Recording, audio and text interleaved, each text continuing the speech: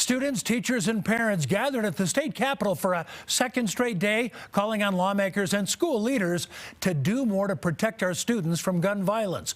Today's rally comes 2 days after the most recent shooting at East High School. A 17-year-old student shot and wounded 2 deans during a security check and later killed himself.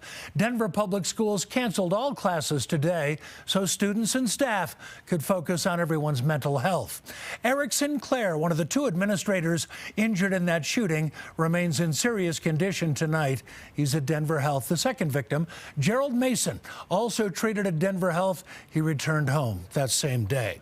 After Wednesday's shooting, the school board and superintendent say they plan to bring at least 1 armed police officer back into every high school in the district.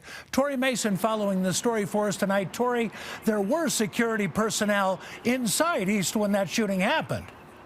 That's right, Jim, but both were unarmed and both weren't present at the school when it happened. Now, there are a lot of opinions about whether an armed officer would have made a difference in this case. Bottom line is, kids say they don't feel safe. We keep getting I'm sorry's, we keep getting change will be coming, and it's too late. Gun violence took the lives of 3 of Nora's friends. Classmates in the ground brought Denver students like her to the street. Officer Michael Eaton says the district's move to bring armed officers back to schools is best. I think a lot of opponents to SRO programs would say that, well, even if you had an SRO there, they wouldn't have stopped this, and I disagree. He's now an officer in Texas, but Eaton served Denver when SROs were removed in 2020. He says there's no perfect way to go about it.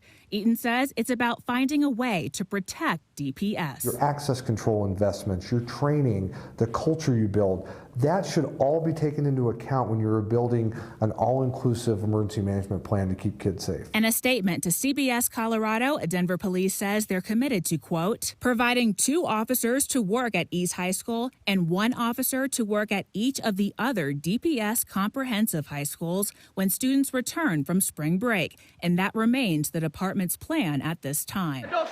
Some teachers say this is bigger than SROs. Community safety is far more expansive than an officer with a gun and a badge in a school. On what was once a mental health day, students too young to vote, let alone buy a gun, pleaded to adults for help. We will keep showing up, and we're not going to stop.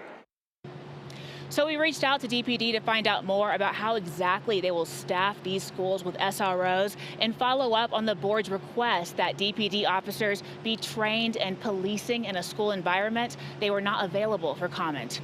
We're live in Denver. Tori Mason covering Colorado First.